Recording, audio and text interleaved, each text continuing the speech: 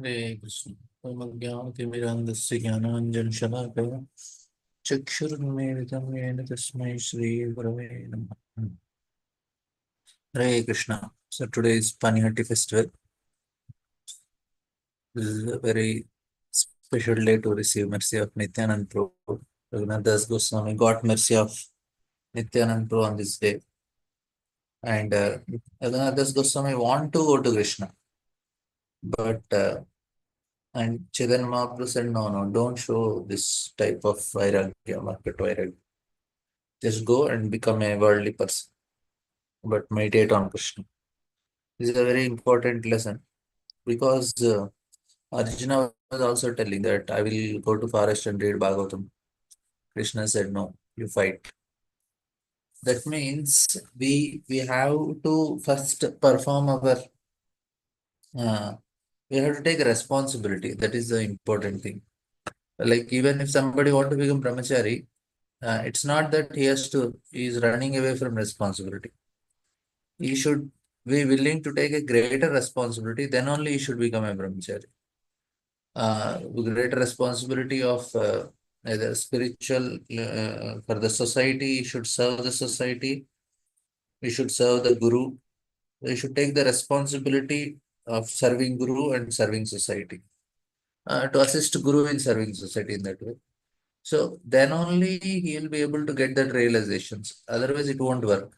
That's why it won't work for some of them is because of this reason. Because their heart is not getting cleansed, and after many years also they struggle with the same type of anarthas and all. The main reason is that they are not taking responsibility. So anytime, whether grahastha or brahmachari or any stage of life, it always goes with responsibility. That only works. It is not escapism, don't work. So Raghunath Das Goswami want to escape. Chaitanya Mahaprabhu said, no, it won't work. Arjuna want to escape, it said, no work. So somebody want to become brahmachari also, it's not escapism that works. Actually, whoever is taking responsibility, they will survive. That is the formula.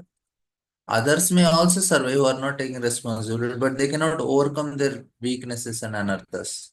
That is not possible. Only when they start taking responsibilities, then only they can overcome their lower nature. So that is how the system works.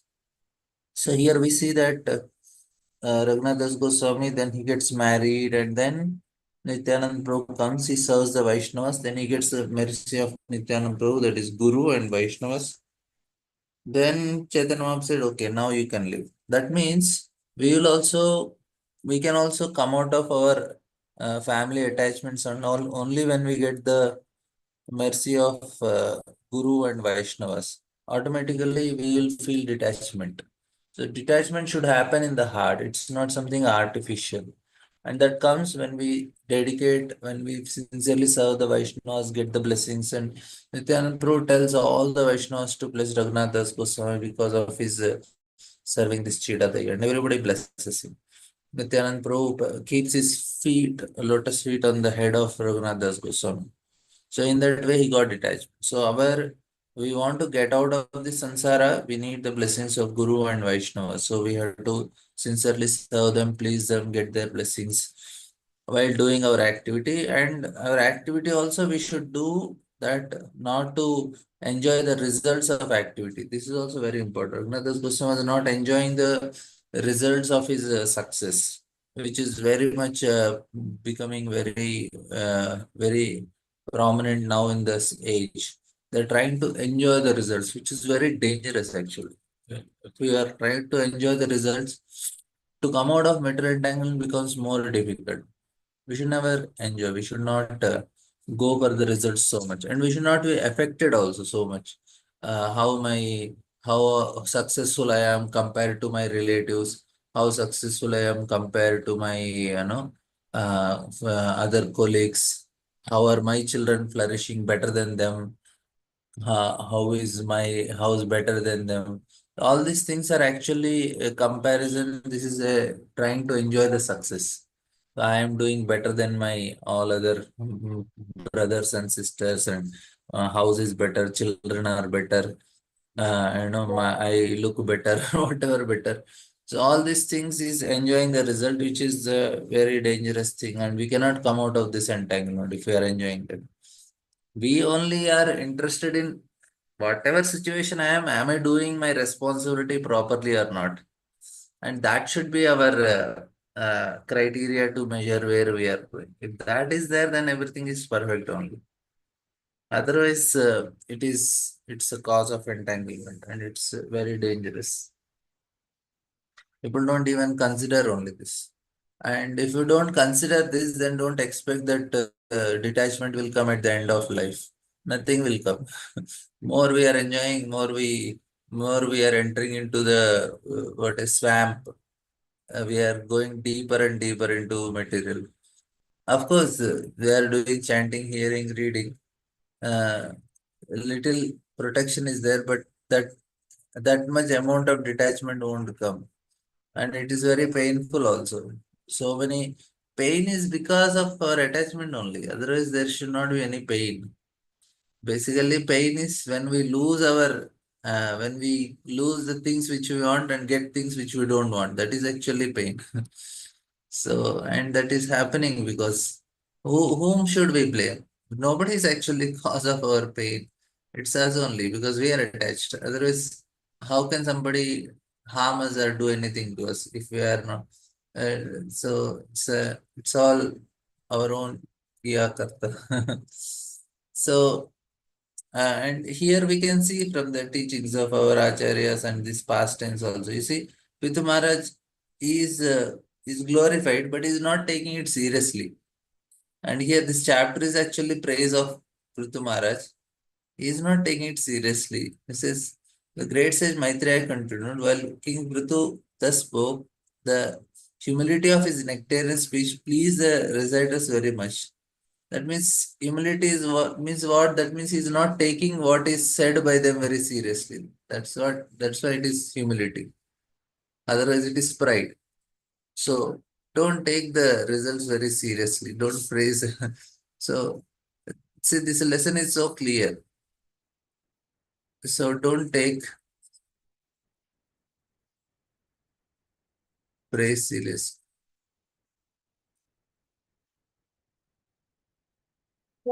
So this is actually the problem. Recently one cricket team won the trophy and then they wanted to celebrate. That means they are taking this very seriously. And because they took this very seriously, the praise, and there was a stampede and 11 people died. This is the problem. No, we are taking it too serious. Result is taken too seriously and it is ending up in a catastrophe. So this is even though here they are reciting, but he's not serious about it. Then again, they continue to praise the king highly with exalted, as they have been instructed by the great sages. You know, I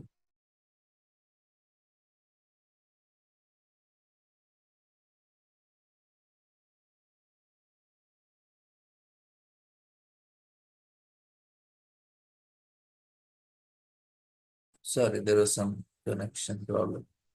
So, like I wanted to, we are having one discussion on it. There is so many important things we discussed on how to uh, what went wrong with the after the winning of match and so many people died, what went wrong. So we are having one hour discussion on it. We want to do a so podcast on it also. So anyway, we will not do that here. I will not discuss the point, but I'm telling that we should know what is going wrong. I know how things are becoming worse, bad to worse in the present situation because of this. And we'll see how the glorification of truth is happening here. And another important thing, when we hear the glories of Supreme Lord, our desire to hear the desire to hear our own glories will automatically reduce, which is very, very important. Slowly, we should come out of this conditioning that we should be free from our own glorification. So when we are hearing more and more Lord, then we don't like anything of our things. So the reciters continued, Dear King, you are the direct incarnation of Supreme Lord. By His causeless mercy, you descended to there. Therefore, it is not possible for us to actually glorify you, although you have appeared through the body of King Vena. Even great orators and speakers like Lord Brahma and other demigods cannot exactly describe the glory. So they are very clear about that is Supreme Lord. So even Brahma also cannot glorify. So here, even though appeared through the body of Vena, but still is Supreme Lord. So Lord will not get contaminated. Ashnaviram Shuddham Apapa Viddham. So Lord is never contaminated wherever he is coming from. So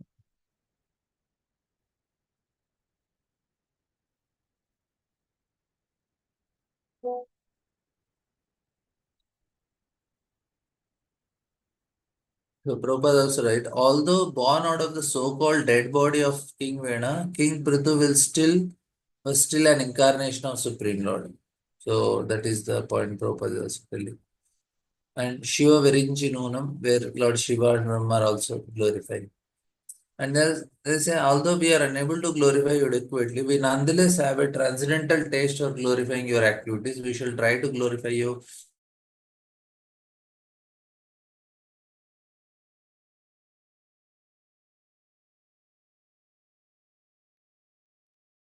They say that they are trying to glorify according to the uh, will, which shall glorify you according to the instructions received from authoritative sages scholars. Whatever we speak, however, is always inadequate and very limited. So, dear King, because you are a direct incarnation of Supreme God, all your activities are liberal and very laudable. So this is what they always direct incarnation of Supreme God, all your activities are liberal and laudable. And they say that this king, Maharaj Prithu, is the best among those who follow the religious truth. As such, he will engage everyone in the pursuit of uh, religious principles and give those principles all protection. He will also be the great chastiser of irreligious ethics. So here also we see the glorification is not to the result, it's to the action only. So the glorification is to the activity uh, that is very important thing. King should always be strict in chastising their and robust writing. So here it's very clear that they are glorifying the activities. They are not telling about the result. Very important thing. So then he says this king alone in his own body will be able to able in due course of time to maintain all living entities, keep them in a pleasant condition by manifesting himself as different demigods to perform various departmental activities. Thus, he will maintain the upper planetary system by indulging the populace to perform Vedic sacrifices. In due course of time, he will also maintain this earthly planet by discharging proper rainfall. So here also they are now they are talking about his achievement. So what are his achievement? What is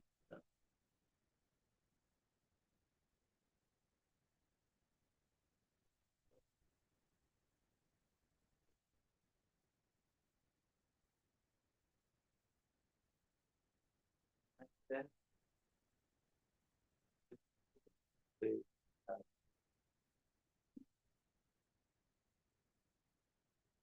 this king too will be as powerful as sun god. Just as sun god equally distributes the sun to everyone, Prithu will distribute his mercy equally. He will just as the sun god evaporates water for 8 months and during the rainy season it returns it profusely. This king will also extract taxes from the citizens, return them this miners in time of money time.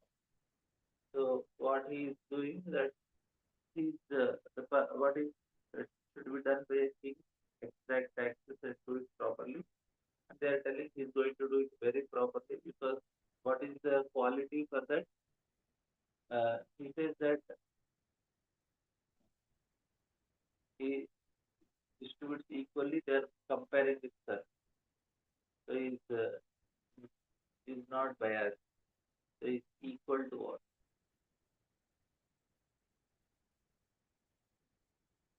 So in that way, this is a very important.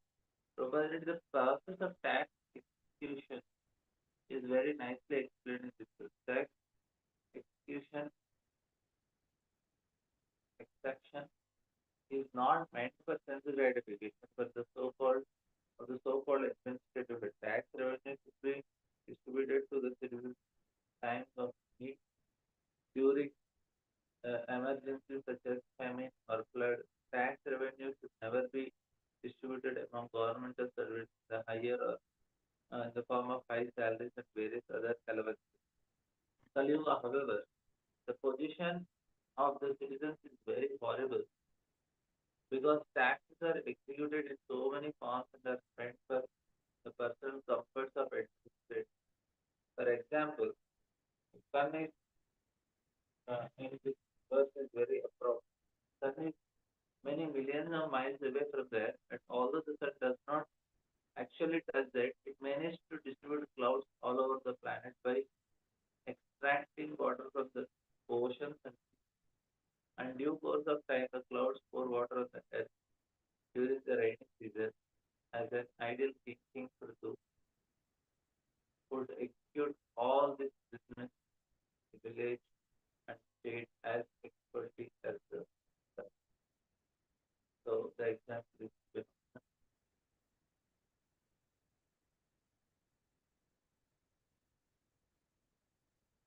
this thing will be very, very kind to all people. Even though a poor person may trample over things head by violating the rules and regulations, the king out of his causeless mercy will be forgetful and forgiving. As a protector of the world, he will be as tolerant as a earth itself.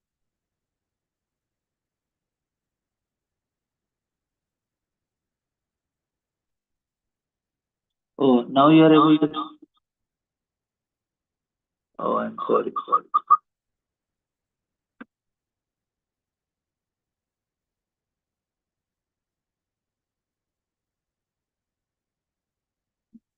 Sorry, Ali.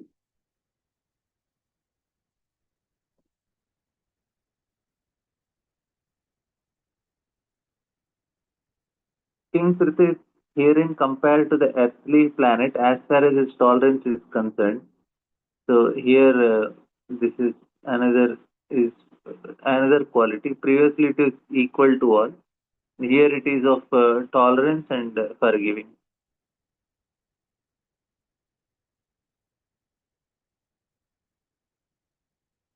So even though a poor person may trample by violating, so it's not literally trampling, but it's he is trampling in the way that uh, it is violating his rules, and then he is will be forgetful and forgiving, tolerant. So these are the things. King British compared to the earthly planet as far as its tolerance is concerned, although the earth is always trampled upon by men and animals, it still gives food to them by producing grains, fruits, and vegetables. As an ideal king, Prithvi is compared to earthly planet, where even though some citizens might violate the rules, he would still be tolerant and maintain them with fruits and grains. So it is the duty of king to look after the comforts of citizens, even at the cost of his own personal inconvenience. So when the king is enjoying certain facilities that he can have in a luxurious palace and all the servants and all, but there is also things like you see here the duty of the king to look the comforts of citizens even at the cost of his personal convenience. That means he will go out of the way to help the people. This is Not the case, however, in Kali Yuga. For in Kali Yuga, the kings and heads and state enjoy life at the cost of tax exacted from the citizens. Such unfair taxation makes the people dishonest and try to hide their income in so many ways. Eventually, the state will not be able to collect taxes and consequently will not be able to meet its huge military and administrative expenses. Everything will collapse and there will be chaos and disturbance all over the world, all over the state.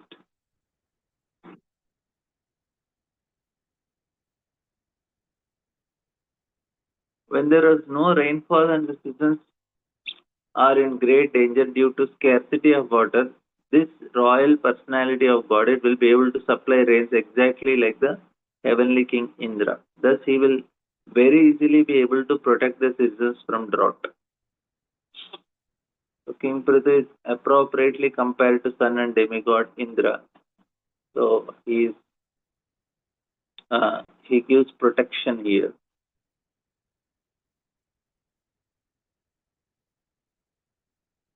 So, this is what is glorified.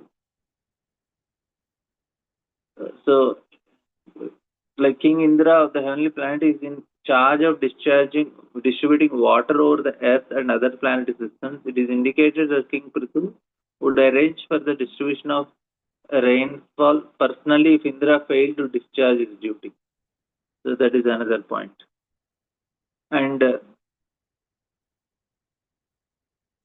sometimes the king of heaven, Indra, would become angry at the inhabitants of earth if they did not offer sacrifice to appease him. King Prithu, however, being an incarnation of Lord, did not depend on mercy of heavenly king. It is foretold herein that if there would be a scarcity of rain, Prithu would manage to counteract the deficiency by virtue of his godly powers. Such powers are also exhibited by Lord Krishna when he was present. So indeed, when Indra poured incessant water on Vrindavan for 7 days, the inhabitants are protected by Krishna.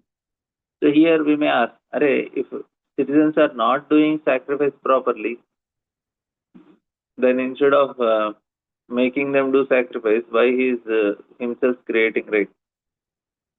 So he want to teach lesson to Indra. So that's the same thing with Krishna also. They were doing, and King Prithu, by virtue of his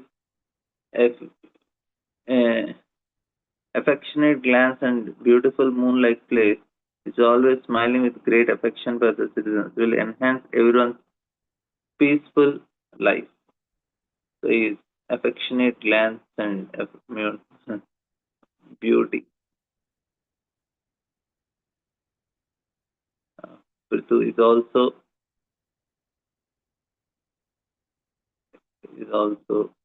uh, no, is giving peace to citizens.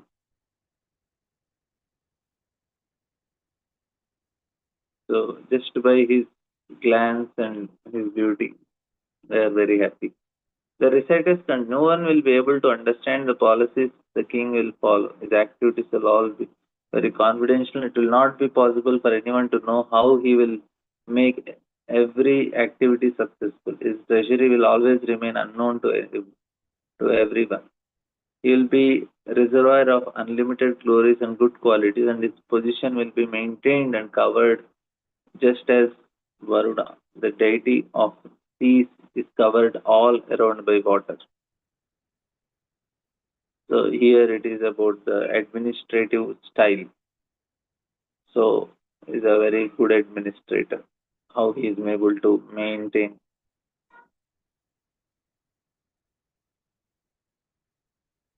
So they are basically glorifying all the activities. So there is a predominating deity for all the material elements, Varuna, or Pracheta is a predominating deity of the sea and the ocean. From outward appearance, the sea and ocean are devoid of life, but the person acquainted with the sea knows that within the water exist many varieties of life. The king of that underwater kingdom is Varuna. Just as no one can understand what is going on beneath the sea, No one could understand what policy King Prithu was following to make everything successful. In this, Prithu's path of diplomacy was very grave. So here, diplomacy. Diplomacy is grave.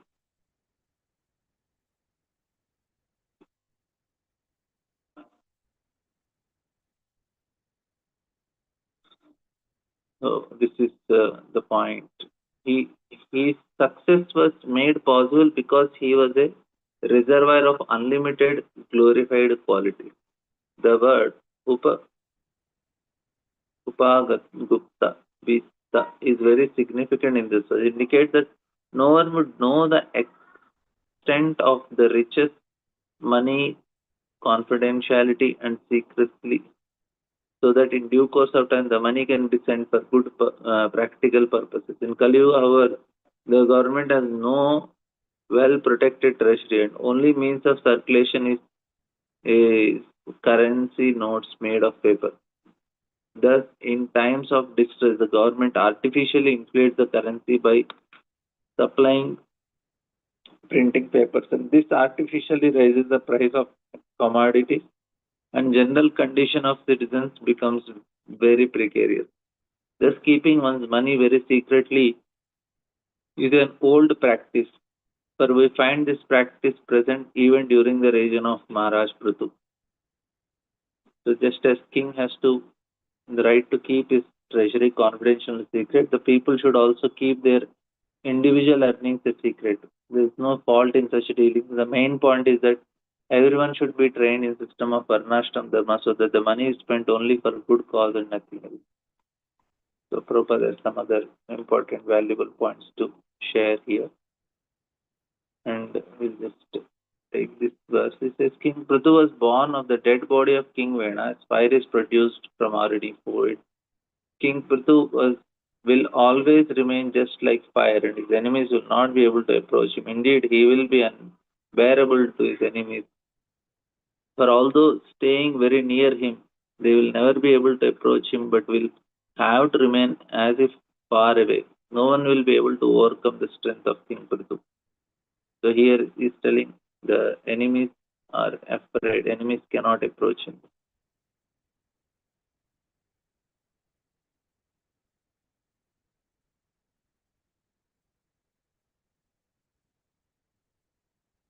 And Prabhupada writes that Arni wood is a kind of fuel used to ignite fire by friction. At the time of performing sacrifice, one can ignite a fire from Arni wood. Although born of his dead father, King Prithu would still remain just like fire, just as fire is not easily approached. King Prithu would be unapproachable by his enemies, even though they would appear to be very near to him.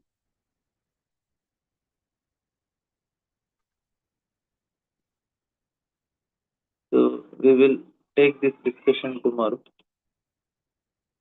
Thank you all very much. Any questions, comments?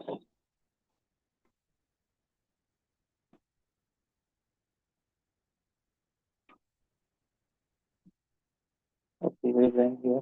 Thank you all very much. Srimad